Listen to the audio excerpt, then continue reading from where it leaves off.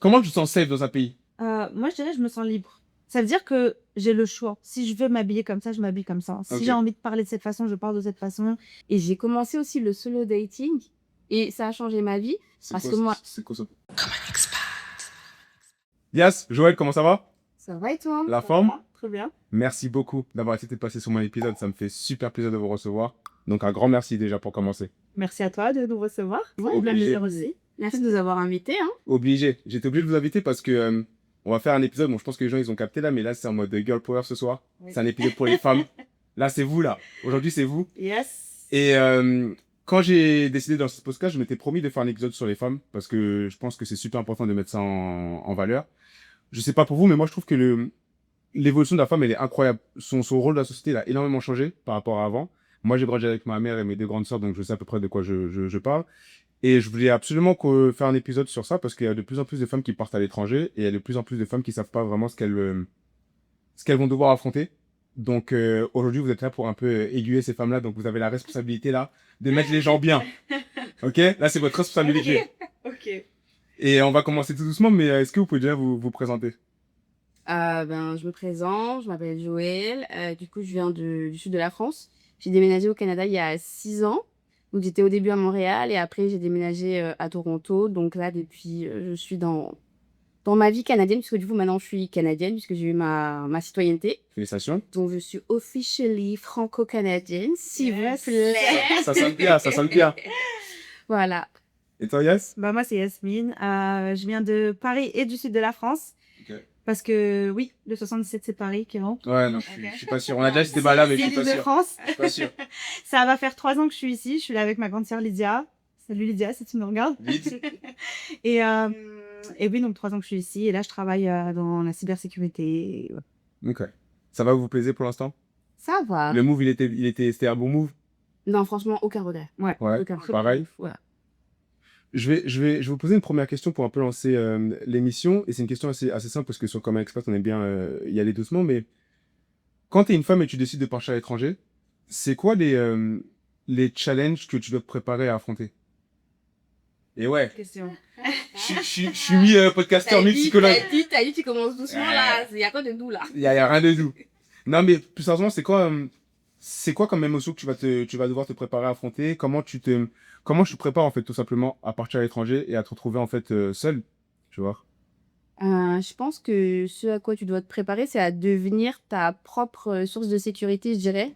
Parce que vu que tu vas être seul, sans amis, sans famille, ben en fait, tout ce que tu avant gérais avec un support système, maintenant c'est toi et toi-même en fait. Donc il faut que tu apprennes très vite à gérer ton stress, à gérer les problèmes, à relativiser et ouais, à tout gérer solo du ghetto quoi. Tu te prépares à ça ou t'apprends sur le tas? T'apprends sur le tas. Ouais. T'apprends sur le tas. Sur le coup, quand t'arrives, ben, tu sais, tu vis ta vie au jour le jour et puis un problème à la fois. Et c'est l'école de la vie. C'est vraiment l'école de la vie, mais pro max. Parce que je dirais que quand t'es dans ton cocon francophone en France avec ta famille, tu sais, t'as des problèmes. On a tous des problèmes, mais ça reste gérable. Alors que ici, tout est décuplé. Parce que t'as pas ta maman, ton père, ton frère, ta soeur, tes amis. Donc, tout est décuplé. C'est marrant que je parle de la famille parce que, et ça, c'est une question que je voulais te poser à toi, Yas. Comment? Parce que, tu sais, les filles, on a toujours tendance à penser que c'est les fragiles de la famille, entre guillemets. Et je dis ça sans mauvais mots, hein, pour qu'ils fassent attraper là. Mais, comment tu gères un peu le stress que va créer ton départ pour tes parents, par exemple, qui vont forcément s'inquiéter, tu vois? Quand t'es un garçon, moi, par exemple, quand je suis parti, ma mère, elle s'en foutait royalement, tu vois? Ah, ok. Que je parte ou que je reste, c'est du pareil même pour elle. Je sais que quand t'es une fille, par exemple, mes sœurs, ma mère, elle avait beaucoup plus d'inquiétude. Et carrément, j'ai capté que j'étais moins aimé, mais ça, c'est un autre débat. Non, ouais, je suis d'accord avec toi. En fait, surtout, bah, moi, personnellement, je suis la dernière chez moi, D'accord? avec mes sœurs jumelles. Et du coup, ça a été très dur pour eux. Je sais que mon père, ça a été très, très dur. Bon, ma mère aussi. Mais moi, ce qui m'a aidée, entre guillemets, c'est que ma grande sœur, elle était déjà là et elle a déjà fait cette aventure. Elle était déjà partie. Donc, le fait que je sois avec elle, ça les a rassurés en un sens. Et c'est pour ça aussi qu'ils m'ont laissée. C'est parce qu'elle a fait déjà la première étape pour moi. Donc, c'est pour ça. Mais honnêtement, ils sont jamais vraiment préparés. Les parents, ils se préparent pas à ce que les enfants ils partent, que ce soit fille ou garçon. Bon, toi, c'est une exception. Ouais, moi, je suis une exception. Mais honnêtement, ils se préparent pas. Et je pense que nous aussi, on pense qu'on est préparés. Mais une fois qu'on vit loin des parents, on se rend compte que c'est dur. Franchement, c'est très dur. Pareil pour toi, Jo? Tes parents se sont inquiétés quand tu as dit que tu partais ou pas du tout? Bon, après, moi, j'avais déjà vécu à l'étranger avant ça, parce que j'avais vécu en Australie pendant mes études. Mais là, en vrai, ma mère, elle s'est pas inquiétée tant que ça, parce qu'elle s'est dit, non, je sais que ça va aller, ma fille, elle est pas irresponsable, elle va pas faire des dingueries dans le pays de la personne. Donc ça allait. Après, ma mère, elle m'appelait tous les jours aussi. Ouais. Si je répondais pas, c'était j'appelle la police et je dis mais Marino, tu parles pas anglais, comment tu vas les appeler? Elle me dit c'est pas grave. Donc en vrai, elle a quand même ce lien où elle a besoin de voilà, elle passe pas 2 jours sans m'appeler parce qu'elle a besoin de savoir que je vais bien et que voilà parce que ben quand t'es solo, c'est ça. Ouais, ils ont besoin d'être rassurés. Ouais, Après. ils ont besoin d'être Savoir, rassurés. oui, je vais bien pour leur conscience.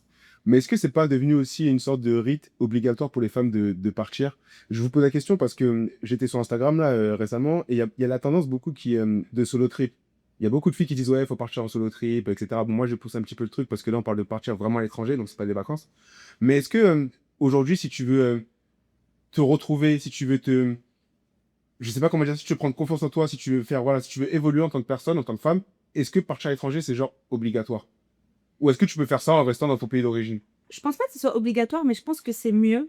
Parce qu'en fait, tu sors de ta zone de confort. Et il y a que quand tu sors de ta zone de confort que tu te découvres vraiment toi-même, je pense. Parce que bah, tu as ton cercle d'amis, tu as ta famille, et ça te définit, ça définit qui tu es. Et en même temps, ça a un impact sur toi et une influence. Bien sûr. Et dès que tu quittes tout ça, bah, tu n'as plus cette influence-là et tu réfléchis par toi-même, entre guillemets. Et du coup, ouais, tu apprends à te connaître. Du coup, je pense que c'est un boost. Et si tu as les moyens et que tu peux, fais-le. Tu vois. Mais c'est pas une obligation, non.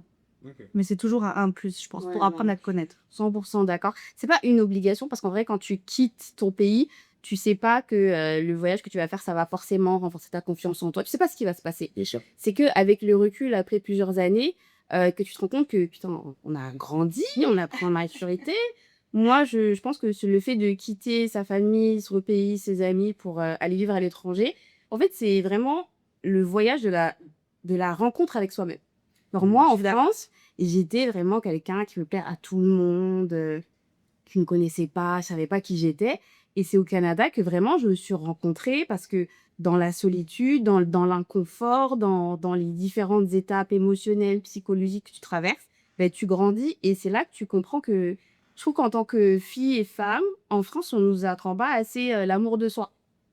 Tu vois, je trouve que c'est pas assez mis en avant. On nous apprend à être empathique envers les autres, aimer les autres, prendre soin des autres, mais pas nous-mêmes. Donc moi, j'arrive ici, je suis grave autocritique de moi-même, tout ce que je fais, c'est pas assez bien, c'est pas suffisant, ça me définit. Et du coup, désapprendre tout ça pour apprendre que, yes, je suis suffisante, j'ai pas besoin de faire des choses pour quelqu'un pour être aimée. Enfin, tout ça, c'est l'école de la vie. Et c'est pour ça que je dis que vraiment, quitter son pays pour aller vivre à l'étranger, c'est vraiment une rencontre avec soi-même. Mm. Et quand j'ai commencé ça, je savais pas que ça allait être comme ça. C'est au fur et à mesure que ça s'est fait comme ça. Incroyable. C'est fort. Voilà. Mais en plus, je vais rebondir sur ce que tu as dit, mais je vais apporter une certaine nuance, entre guillemets. Est-ce que aussi partir à l'étranger pour une femme, c'est pas aussi un moyen de refuser les attentes que la société et que la famille a de vous-même? C'est-à-dire, genre, avoir un mari, avoir des enfants, etc. Donc, pourquoi je vous pose la question? Parce que moi, j'ai grandi avec ma mère et mes 2 sœurs, que je salue, et les deux sont complètement opposés. Il y en a une, son rêve, c'était d'être femme au foyer. Je grossis le truc, hein, mais en vrai, c'est ça. Et la deuxième, elle voulait plus une vie un peu vie d'aloca, tu vois. Et je sais que ma mère, elle mettait beaucoup la pression aux deux pour avoir genre des petits-enfants, etc. Et ma grande sœur, elle refusait cette pression-là. Et en fait, elle est partie à l'étranger. Alors, je dis pas que c'est ça qui l'a poussée à partir à l'étranger. Mais en tout cas, elle est partie. Et du coup, j'ai vu les deux vivre une vie qui sont complètement différentes, qui sont au final les deux faces d'une femme, tu vois. Donc, est-ce que justement, partir à l'étranger, c'est pas aussi un moyen de dire au monde, eh vas-y, me prenez pas la tête avec vos histoires de société, d'enfants, tout ça. Moi, je vis ma vie et je vais être moi-même. Vous voyez ce que je veux dire? Ouais, ouais, ouais. Je vois ce que tu veux dire, mais je pense que ça dépend des personnes, ça dépend de ce que tu veux. Parce que si, par exemple, tu es quelqu'un qui veut fonder une famille, même si tu vas à l'étranger, ça ne devrait pas t'arrêter, tu vois. Si tu veux fonder une famille, si c'est ce que tu veux, tu devrais le faire. Mais je pense que, honnêtement, il y a des sociétés partout et il y aura toujours des expectations, on va dire, de chaque société. Mais c'est vrai que si on fait la différence entre la France et bah, là, le Canada, bah, je sais que le Canada, je le trouve beaucoup plus ouvert à ce niveau-là que la France. Je sais pas si tu penses la même chose. Oui, bah, je trouve qu'en France, on met vraiment. En fait, en France, on te dit clairement la réussite, c'est t'as un mari, t'as des enfants, t'achètes une maison. Genre, Ouais. c'est un peu le seul schéma qui s'impose. Alors que ici, non, c'est tu fais ta vie, tu développes ta carrière professionnelle, tu voyages. Je trouve qu'il y a énormément plus d'ouverture d'esprit ici. Et même, ça te donne un autre chemin. Tu vois, en France, moi, je me voyais pas faire autre chose que me marier et avoir des enfants. Ici, après, je dis pas que je le voudrais jamais, tu vois. Mais je dis juste que en France, on m'imposait de vouloir ça, sans que je le veuille vraiment. Alors que ici, j'ai eu le recul nécessaire de me dire, est-ce que c'est ce que je veux right now? Ben non, en fait. Moi, je veux vivre ma vie, je veux voyager, je veux me connaître, me découvrir. Et après, peut-être plus tard. Et surtout, il y a aussi le critère de l'âge. T'as vu, dès que tu passes à l'étape du 3, ça y Je voulais- est, je voulais- ça y est. Je voulais y arriver, mais je veux pas être celui qui lance ce sujet. Mais on va y arriver, Ça y arrive y est, doucement. c'est l'heure, t'es en retard là. Comment ça? T'as un 3 t'as 30 et plus, t'as pas d'enfant, t'as pas de mari. Les dîners de famille, les dîners de famille. L'attente. Ah ouais. Vous le sentez, même si vous partez à l'étranger, vous sentez toujours cette pression-là? Moi, Ou vous la sentez, moi par exemple au Canada, est-ce que c'est une pression que vous sentez aussi qui s'impose sur les femmes ou vous la sentez beaucoup moins? Moi, je la sens beaucoup moins au Canada. Parce qu'au Canada, en fait, je sais pas, le fait qu'il y ait autant de femmes de différentes cultures, de différents pays, tu vois, c'est une harmonie, ils vivent tous ensemble. Et je trouve qu'il y a beaucoup de façons de vivre sa vie ici. Et personne ne juge. Il y a personne qui est dans le jugement. Ils sont tellement ouverts et tolérants. Et je trouve que j'ai vu beaucoup plus de femmes dans la trentaine, dans la quarantaine ici, non mariées, avec pas d'enfants et super heureuses et rapides. C'est pas un tabou, en fait, tu vois. Et alors qu'en France, c'est plus un tabou. Et je trouve qu'il y a moins de femmes plus âgées qui ont pas de situation et qui le vivent plus mal qu'ici, en fait. Je trouve qu'ici, c'est moins tabou, c'est plus tolérant. Ouais, c'est vrai. Mais en fait, quand je regarde quasiment toutes mes amies qui sont restées en France, sont quasiment toutes mariées avec des enfants. En fait, j'ai l'impression que c'est vraiment le schéma inévitable, que tu le veuilles ou non, c'est ça. Après, je critique pas. Et c'est vrai que ici, c'est juste toi, en fait. Qu'est-ce que tu veux, toi? Ouais, en fait, c'est ça, c'est plus centré sur toi. En fait, je pense que, après, c'est la société en général. Bon, là, ça va être un peu philosophique, mais je pense qu'on a toujours rattaché le bonheur de la femme à soit un homme, soit un enfant, soit quelque chose. Mais en fait, il faut accepter que le bonheur de la femme, il vient de nous-mêmes. Des fois, on n'a pas besoin de tout ça. Alors qu'un homme, non, un homme, on va lui parler de sa carrière, mais c'est tout. Là, on va pas, toi, te poser, t'as la trentaine, pourquoi t'es pas mariée? Alors qu'une femme, c'est la première question qu'on va lui poser. Et en fait, je comprends pas pourquoi les gens ils sont autant à l'aise à demander ces questions-là, à vouloir direct rattacher notre vie à quelque chose ou quelqu'un. Non, en fait, je pense que le fait d'être heureux, c'est à nous-mêmes de trouver comment on va être heureux. Et ma définition du bonheur, ça sera pas la définition de Joël. On a tous des choses différentes, on est tous des personnes différentes. Et je trouve qu'il y a différentes façons de vivre sa vie ou différentes façons de réussir sa vie. Et ça, faut le comprendre et l'accepter. Ma copine qui est mariée et qui a toujours voulu un enfant, je suis trop contente pour elle. Mais ça veut pas dire que moi, je me dis, ah, mais moi, j'ai pas d'enfant. Non, pas du tout. En fait, on n'a pas la même chose, on est différentes. Et ça veut pas dire que elle, c'est mieux ou moi, c'est mieux ou quelqu'un est moins bien. C'est juste que c'est différent. Et il faut accepter que on voit les choses différemment et on est heureux chacune de notre côté, tu vois. Mais c'est-à-dire, est-ce que le plus dur, c'est réussir à faire accepter ça aux gens? Est-ce que c'est pas ça le plus dur au final? Bah si, totalement. Sans ça dépend de l'ouverture d'esprit de ta famille, de tes amis. Moi, je sais que ma mère, quand j'ai passé la barre du 30, Joël, Texto. ça square, comment ça, t'es pas marié, le temps il passe, quand est-ce que tu vas me faire des bisous? Mais vraiment, vraiment la pression, tu vois. Et du coup, Dieu merci, ici, la santé mentale est très importante. Donc, avec nos bénéfices, on a accès à des thérapeutes, à des psys. Chose que, tu vois, en France, c'est pas mis en avant, la santé mentale. Et c'est super important. Voilà. En vrai de vrai, 2026, ça, c'est santé mentale à 100%. Exactement. Donc, du coup, en parlant avec ma thérapeute, en essayant de comprendre qu'est-ce qui va pas dans ma vie, je me suis rendu compte qu'en fait, cette pression que ma famille me mettait pour ça ne m'appartenait pas. Ouais. Tu vois, genre, moi, je me mettais la pression pour quelque chose que je ne voulais pas, mais que ma famille voulait pour moi. Donc, du coup, aller déconstruire ça et après aller faire asseoir ma mère et lui dire, écoute, Marino, ça va arriver quand ça va arriver. Ouais. Arrête de me mettre la pression parce que du coup, je vais me dépêcher de faire des choix qui seront peut-être pas les bons. Tu vois. Et un mariage, c'est pour toute la vie. Donc, tu dois être sûr. Donc, on vaut mieux prendre son temps, faire les choses plus tard et être sûr que de vouloir rush juste parce que, vas-y, sur le papier, je dois être mariée déjà depuis hier. Tu vois. À la fin de la journée, je vais pas avoir une médaille ni un point bonus parce que je me suis mariée avant 30 ans. Parce que j'ai eu des enfants avant 30 ans.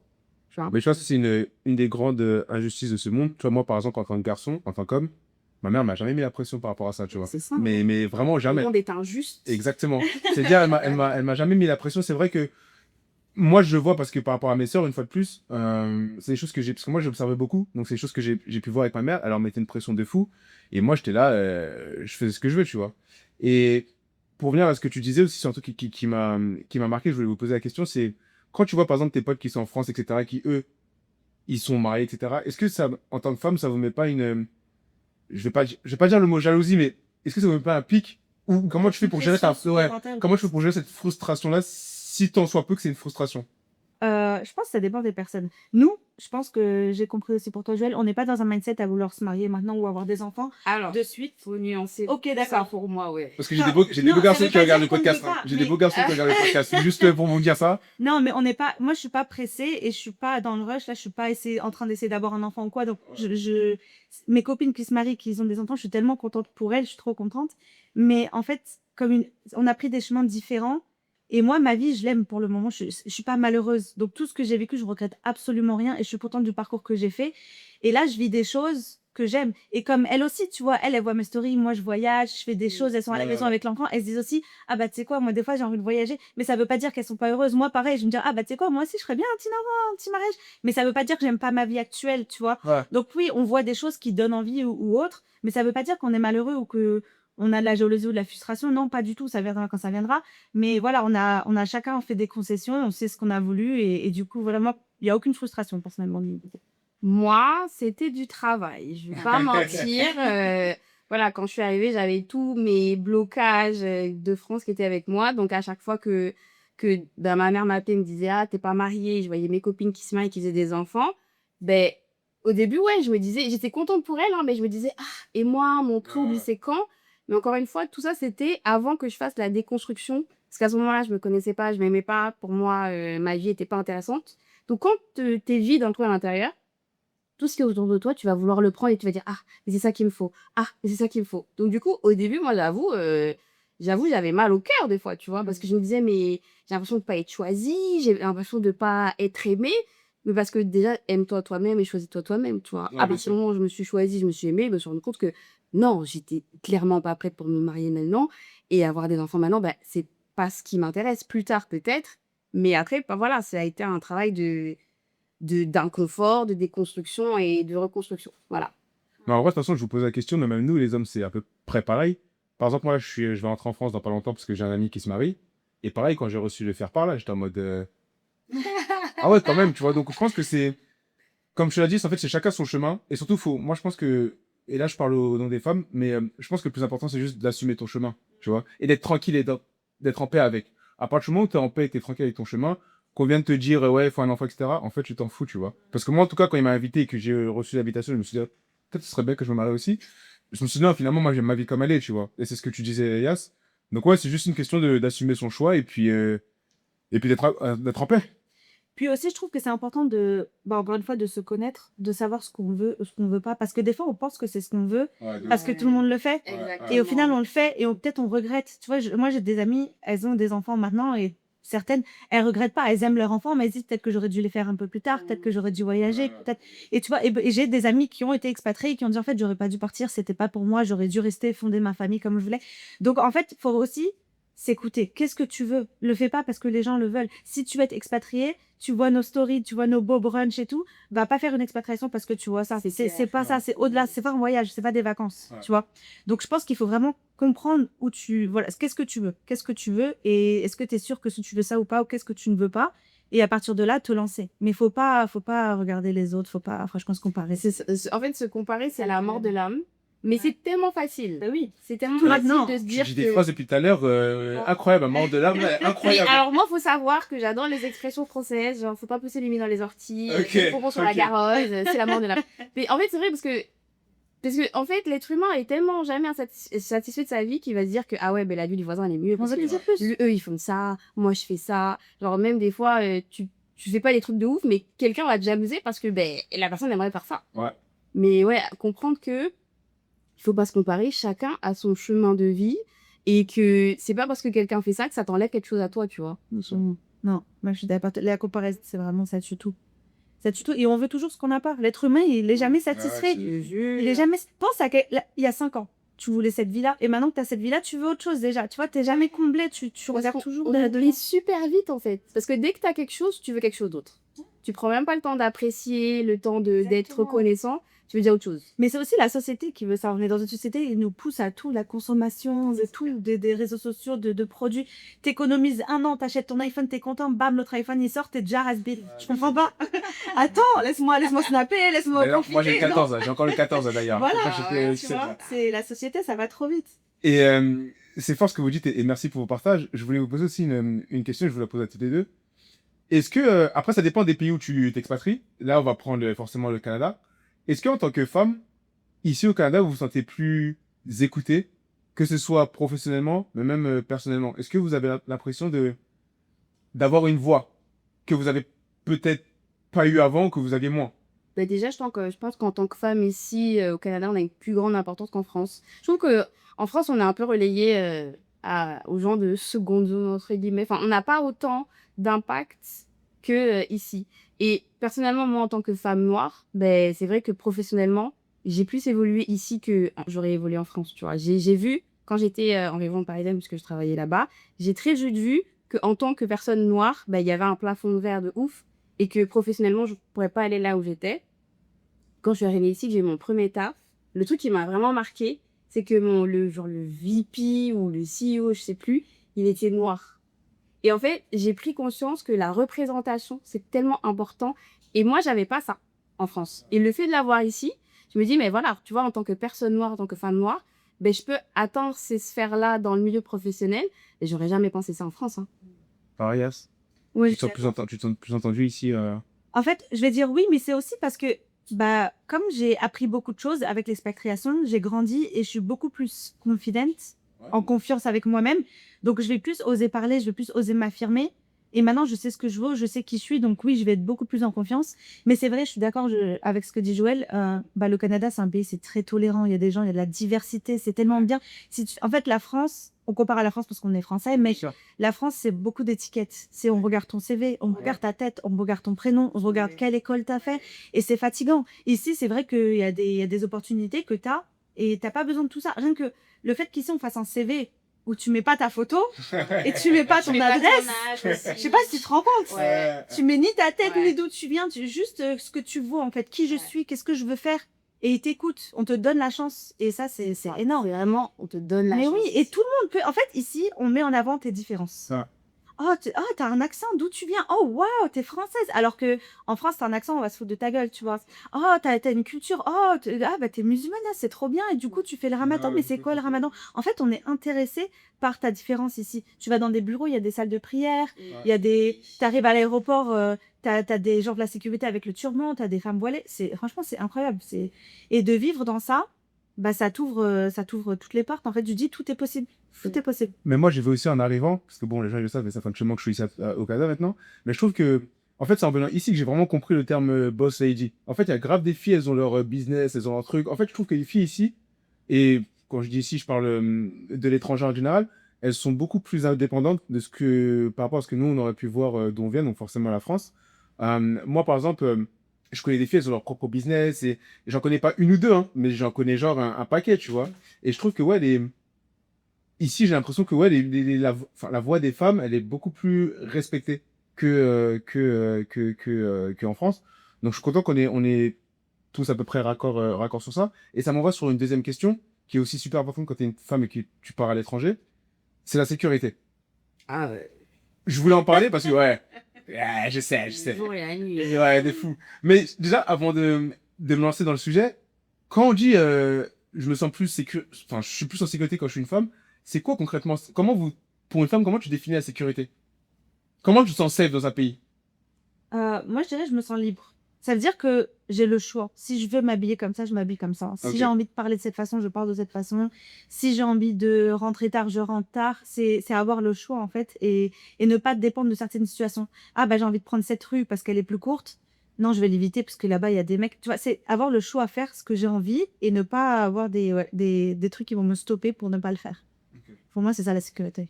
Oui, je dirais que c'est une charge mentale en moins pour les femmes Ouais. ici. Ouais. C'est que autant en France, ça dépend où tu habites, mais tu vois, le soir, faut commencer à réfléchir, ok, comment je fais pour entrer genre, dans le wagon du train? Est-ce que je dois me mettre là où il y a des gens? Je peux pas me mettre là où je suis toute seule parce qu'il peut m'arriver un truc. Alors qu'ici, tu prends le métro à 1h du matin, il va rien se passer.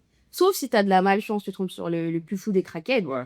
Mais Ouais. sinon, tu vois, il va rien se passer. Ouais, franchement, c'est En trop France, dur. faut trop réfléchir à comment je rentre, à quelle heure. Ah, maintenant, je peux rentrer trop tard parce que ça va être dangereux, je peux me faire agresser. Il peut se passer des trucs dans les transports.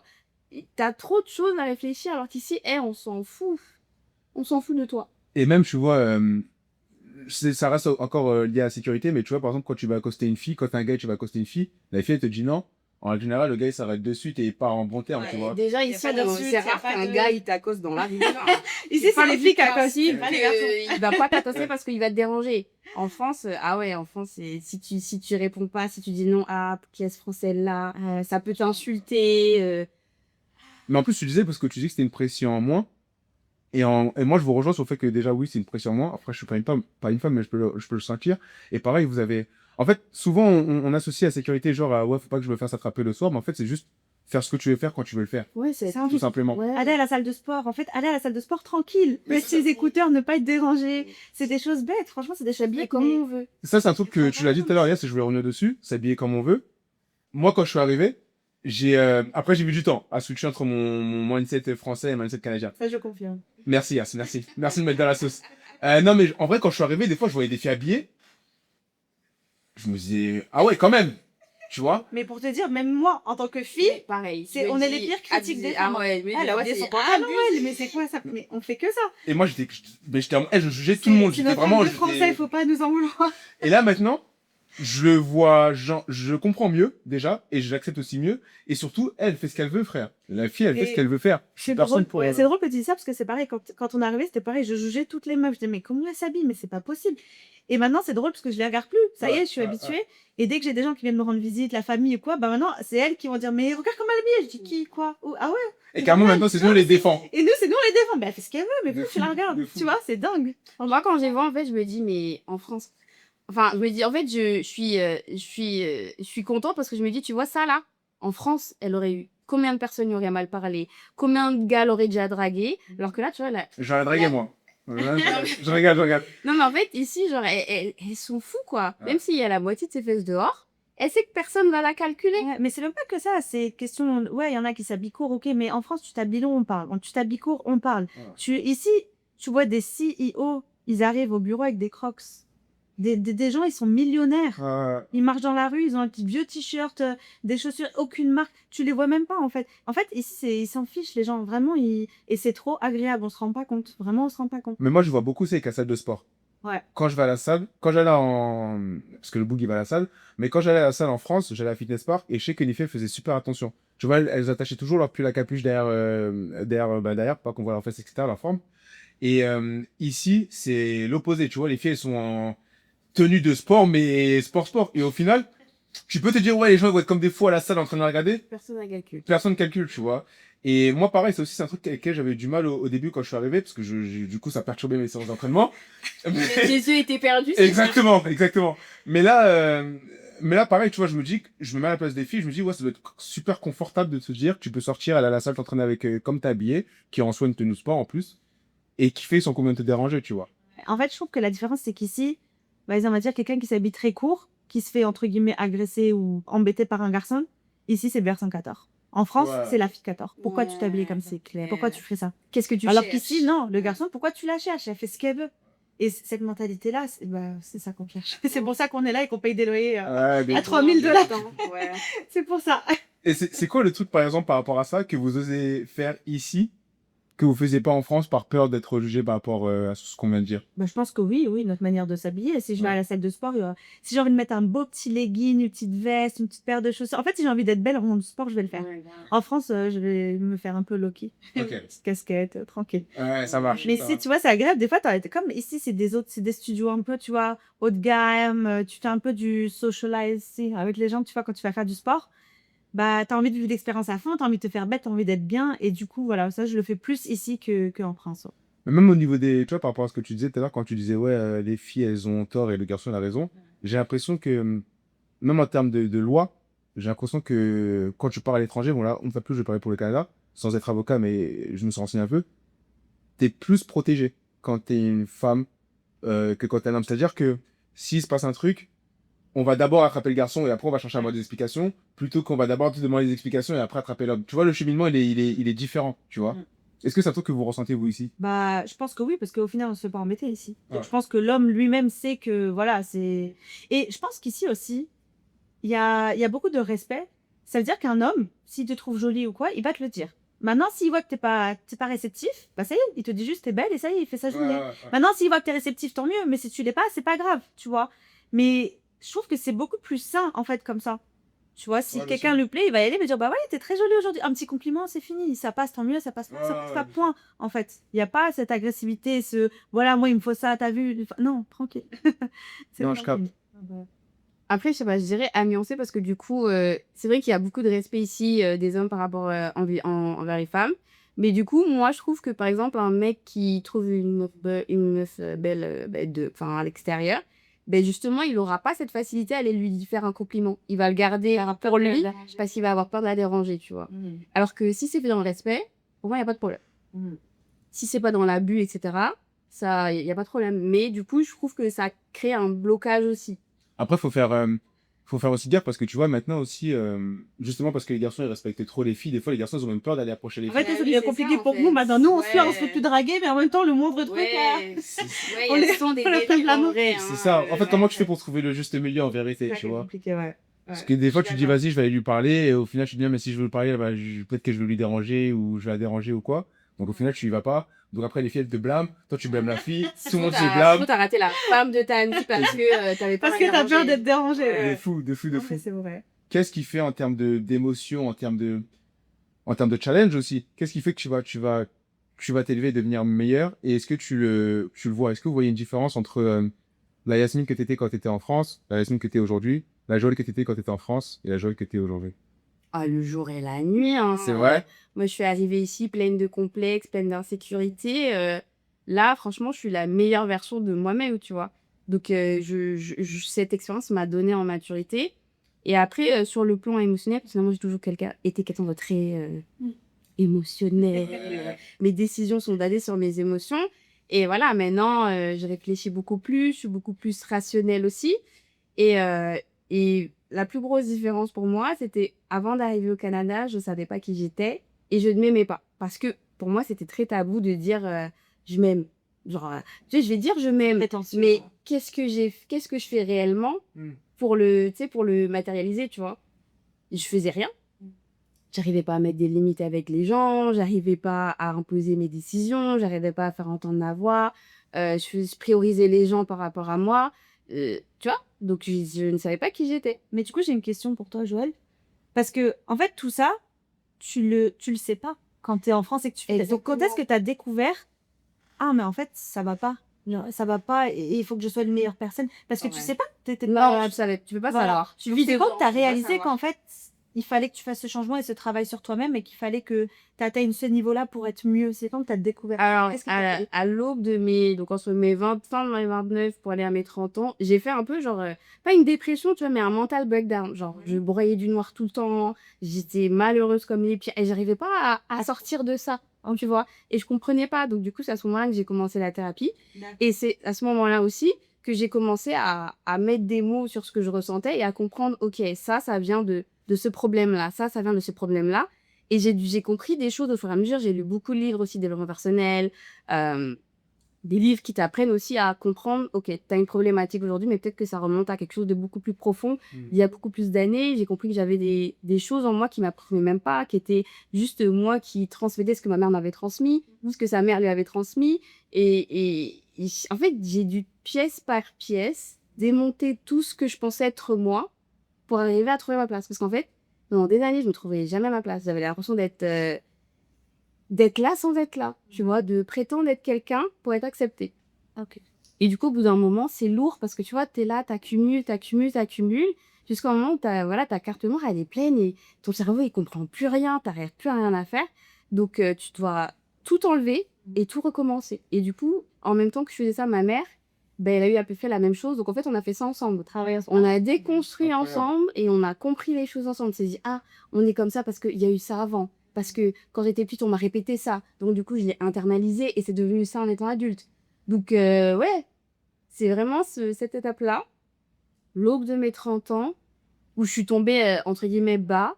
Et c'est là, j'avais pas le choix que de remonter. Donc, il faut aller chercher les réponses pour essayer de comprendre qui on est. Et j'ai commencé aussi le solo dating. Et ça a changé ma vie. Parce que moi, C'est quoi ça? en gros, c'est le fait de se dater soi-même. Tu fais tout. Ah, tu vas ok. au restaurant toute seule. Ok. Voilà. Moi, personnellement, j'avais jamais fait ça. Les hommes, ils font déjà ça. Hein. C'est pas quelque chose qui est- Oui, c'est ouais. nous, les femmes. Mais j'aime pas que ça fait on a- comme ça, mais j'ai Voilà. commencé. Vous connaissez déjà Ouais. ça. C'est juste Mais qu'on a du mal. On De va fou, aux mais tu toilettes vois, entre ce filles. que dit Joël, c'est incroyable parce que moi je kiffe ce qu'elle dit parce que ça montre à quel point les femmes vous êtes connectées à vos émotions comme nous on n'a jamais été nous les hommes, tu vois. Vous les femmes vous avez un truc où vous êtes toujours connectés à vos émotions et c'est fort. Nous les garçons on n'est pas du tout dans ça. Là je t'écoute parler, je suis en train de me dire attends bah, moi faut que je commence à, tu vois. Donc non c'est fort. Ouais. Mais aussi, c'est aussi la société qui fait que vous n'êtes pas comme ça. Ouais. C'est pas que vous soyez sensible, on ne veut pas que vous soyez à faut être fort et c'est Exactement. On grandit pas avec, même si on a les mêmes parents, un garçon et une fille n'auront pas le même côté des parents. Ouais. Tu vois, la fille, ça va être très, ah ben non, tu peux pas faire ça, c'est pas bien. Ah ben non, sois gentil, occupe-toi de ça, fais ça. Le garçon, ça va dire, fais ta vie, explore, aventure-toi. Nous, j'ai l'impression vraiment, dès le départ, on doit s'occuper des gens, on grandit avec un peu la crainte de, ok, est-ce que ça va plaire, est-ce que ça va pas plaire, alors que vous vivez votre vie. Mais est-ce que c'est pas à vous les femmes, les nouvelles femmes d'aujourd'hui, les futures mères de demain, de briser justement ce truc là? Ben si, moi, je pars du principe que dans ma famille, je suis celle qui, ma mère et moi, en collaboration, on est là pour casser pas le trauma générationnel, mais vraiment le cycle. Ouais. Parce que c'est toujours quelque chose qui se répète. Bien sûr. Tu vois, donc on est là pour casser le cycle.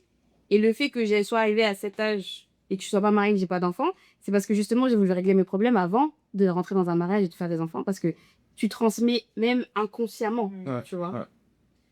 Comment quand t'es une femme et que tu pars à l'étranger, tu restes fidèle à ta personne tout en développant des relations avec d'autres personnes, que ce soit un gars ou que ce soit même des copines, tu vois. En fait, je pense, tu as des amis pour tout. Il y a cet ami avec qui tu veux juste aller boire un verre, il y a l'ami avec qui tu aimes bien faire du sport, et tu as des amis avec qui tu veux que ce soit plus profond. Et je pense que les gens qui ont à peu près les mêmes valeurs que toi ou d'autres ou avec qui tu sens cette connexion, bah ceux-là, tu les gardes parce que c'est là, t'as la famille, la bien sûr. famille de Ouais, l'expatriation. Et puis voilà, donc à partir de là, du moment où tu sais qui est qui et qui est là pour quoi, entre guillemets, bah c'est comme ça que tu fais attention, tout simplement. Moi, honnêtement, maintenant, je suis dans une phase où je préfère être seule, plus mal accompagnée. Et j'ai mes amis, je sais qui c'est. J'aime rencontrer des gens. J'adore rencontrer des gens. Voilà, je sors, on rigole et tout. Mais voilà, mes amis proches, je ne veux pas dire j'en ai pas besoin. C'est toujours agréable de rencontrer des gens et de se faire des amis proches, on va dire. Mais j'ai mon entourage et il est précieux et j'aime le garder. Et le reste, c'est pas superflu, mais c'est du plus, quoi. Non. Vraiment. Quand tu te connais toi-même, tu fais le tri beaucoup plus vite aussi. Tu vois, genre, avant, il y avait des amitiés que, vas-y, ça m'apporte pas forcément grand-chose. Je trouve ça même drainant. Mais j'allais garder parce que je voulais pas être toute seule. Aujourd'hui, je suis OK avec le fait d'être toute seule. Ça veut dire que quand je fais quelque chose avec des amis, c'est parce que vraiment, intentionnellement, je le veux. Tu vois, c'est parce que je sais que ça va être qualitatif. Et vraiment, au début, c'était très la quantité, avoir plein d'amis, plein de contacts. Mais maintenant, vraiment, c'est la qualité. Je préfère avoir quelques amis sûrs. Et je sais que quand on se voit, ben, c'est qualitatif. Ça me draine pas mon énergie. Et plutôt que d'avoir 10 000 amis, 10 000 connaissances, et puis je suis là à gauche, à droite, et je me perds. Aussi, je pense qu'il faut aussi se laisser vivre l'expérience et être ouvert aussi. Parce qu'en fait, il y a des gens, tu as l'impression que ça va pas matcher. Au final, tu parles avec eux et boum, ça match en fait. Tu dis, mais en fait, cette personne, elle est super intéressante. Sa vision de la vie, elle est top et ça m'intéresse en fait de traîner avec elle. Et il y a d'autres personnes, tu vois, tu traînes avec elles depuis longtemps, puis un jour, tu te dis, mais en fait, ça y est, tu vois. En fait, ça y est, tu vois. Ça y est. Moi, je dis, faut accepter qu'il y a des gens qui sont là pour une saison.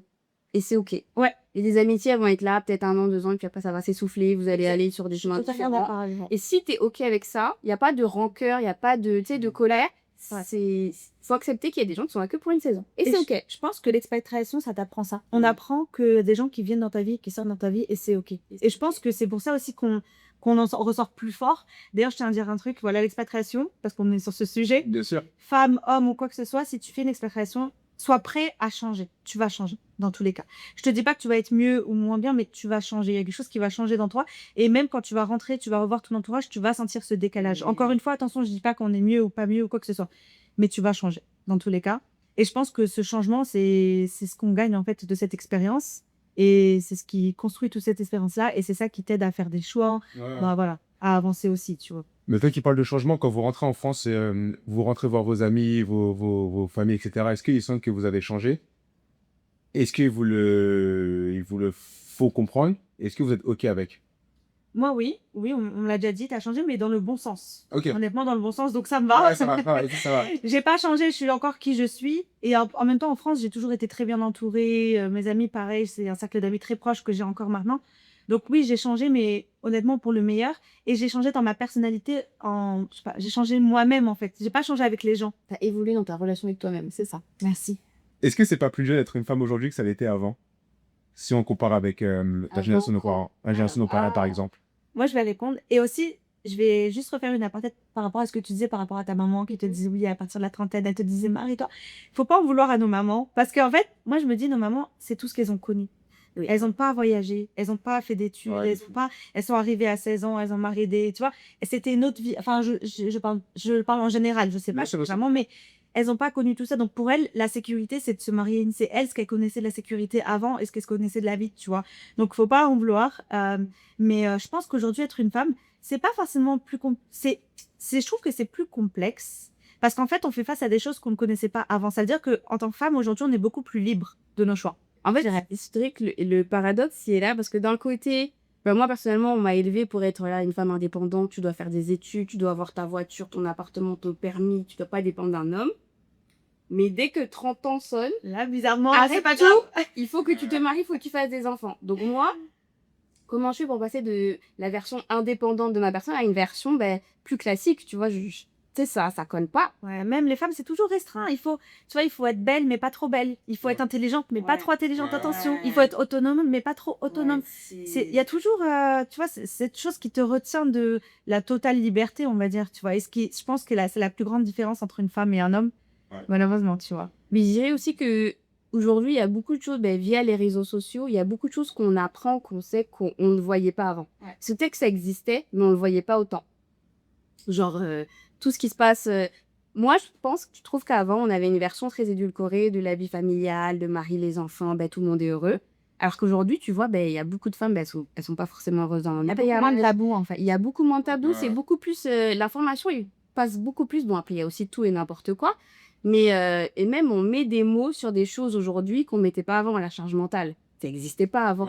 Les micro-agressions, Ouais. ce terme-là, ça n'existe pas. En fait, il y a tellement de termes qui existent aujourd'hui qui n'existaient pas avant, qu'avant, je pense qu'on banalisait tout. Et maintenant, le moindre truc, il y a un mot qui va avec, et maintenant, le mot, on l'utilise. Et maintenant, on le comprend. Et maintenant, on le revendique, tu vois. Ouais. Donc, c'est plus complexe d'être une femme aujourd'hui parce qu'on vit toujours dans une société qui a été créée par les hommes et pour les hommes, où on essaie de se créer notre place. Mais aujourd'hui, je dirais qu'on a même plus d'armes que nos mères et que nos grands-mères, quoi. Après, je pense qu'on n'est pas encore arrivé, mais je trouve que la place de la femme aujourd'hui elle est quand même beaucoup mieux que avant. Tu vois, après, il y a encore du chemin à parcourir, ça c'est sûr. Mais en tout cas, le travail qui a été fait jusqu'à présent, il est quand même pas mal. Moi, je vois de plus en plus de femmes épanouies selon leurs critères. Et ça revient à ce que je disais tout à l'heure, tu vois. Comme on arrive doucement sur la fin de l'épisode, j'avais une question à vous poser. Ça, c'est une question qui va être utile aux gens, mais c'est quoi comme conseil que vous donneriez à une femme qui veut partir à l'étranger là? Si vous avez un conseil à lui donner, vous lui direz quoi? Et là, vous êtes regardé, hein. Mais attention, vous êtes regardé, vous êtes entendu, donc je vous mets la pression.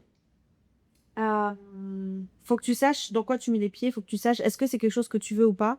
Et si tu sais que c'est ce que tu veux, n'attends pas d'être prêt à 100%, parce que tu seras jamais prêt à 100%. Donc, voilà, dès que tu peux, pars, fais l'expérience et dis-toi toujours qu'en fait, tu as le choix. Si c'est pour toi, tu continues. Si t'aimes pas, tu repars. En fait, tu auras toujours un choix. Ne te dis pas que c'est quelque chose que tu peux pas changer. Et après, en tant que femme, je dirais que, franchement, écoute-toi. Écoute-toi et choisis ce que tu as envie de faire et voilà, reste fidèle à toi-même, à tes valeurs, à tes principes. Et à partir de là, tu pourras jamais échouer parce que soit tu as essayé, soit tu sais que c'est pas pour toi. Et tu passes à autre chose. Donc en vrai, ouais.